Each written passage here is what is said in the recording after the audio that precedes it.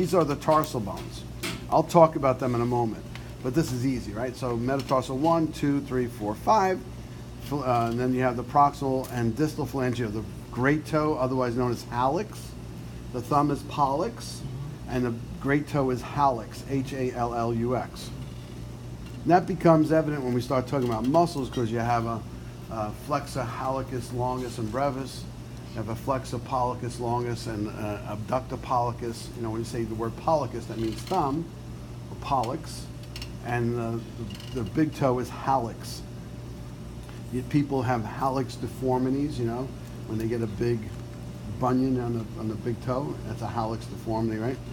But now let's talk about the fifth metatarsal. The proximal fifth metatarsal sticks out a bit. See that? This is the most commonly fractured site of the foot. The proximal fifth metatarsal is the most commonly fractured site in the foot.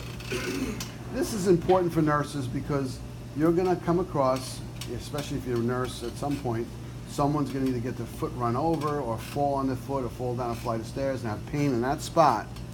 And if you don't get an x-ray on them, shame on you, or have someone do an x-ray, because that's a very common site of a fracture. And if you miss the fracture, then it could become a big problem in the future. So you should realize that that is the most commonly fractured site in the foot.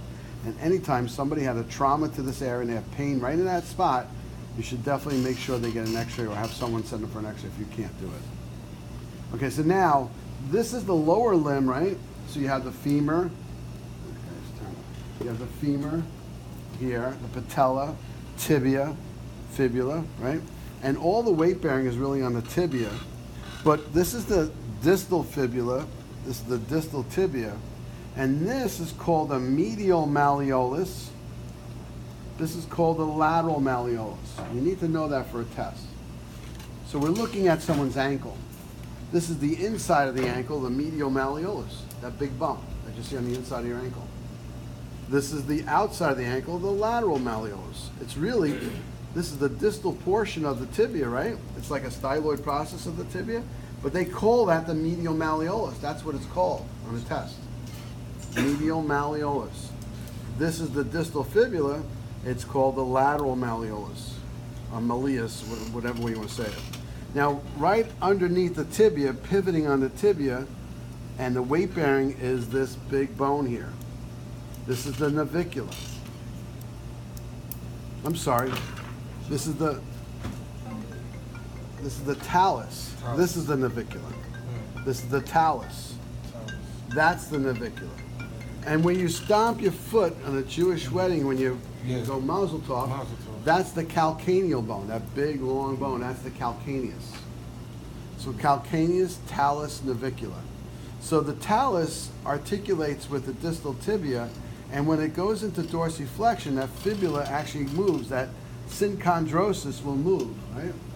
It's an amphioarthroidal joint and actually can give and allow this to come really close packed.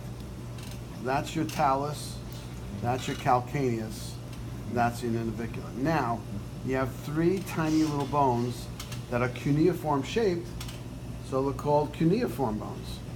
And you have cuneiform 1, 2, and 3, or medial, intermediate, and lateral cuneiform. Either way is fine. One is on the medial side, right?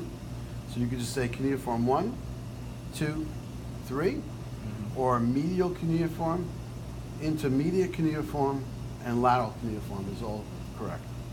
And then on the lateral side is the cuboid. This is the cuboid bone. So start over again. Stomp your foot. What bone is that? Boom. Mazel tov. That's the calcaneus. Okay. Pivot your foot. That's the talus. Talus. Right in front is your navicular. Your three cuneiforms. 1, 2, and 3. And cuboid. Not too bad, right?